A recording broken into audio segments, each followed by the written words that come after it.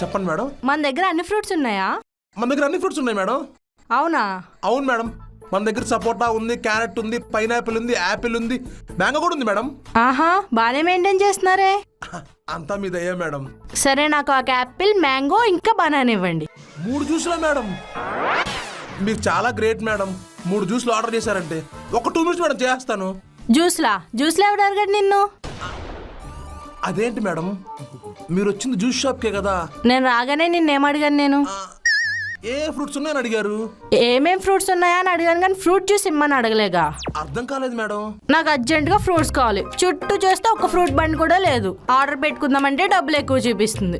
అప్పుడే నీ జ్యూస్ బండి కనిపించింది. అంటే చూడు ఎన్ని ఫ్రూట్స్ ఉన్నాయో. నీ షాప్కి ఎలాగా ఎవరు రావట్లేదు. నేను అడిగిన ఫ్రూట్స్ ఇవి. ఊరికే మొదలు ఎంతో కొంత ఇస్తా. ఎంతో కొంత ఇస్తారా? జాలి చూపిస్తున్నారా? చూసారా భయ్యా, ఫ్రూట్ షాప్కి ఇలాంటి వాళ్ళు కూడా వస్తారు.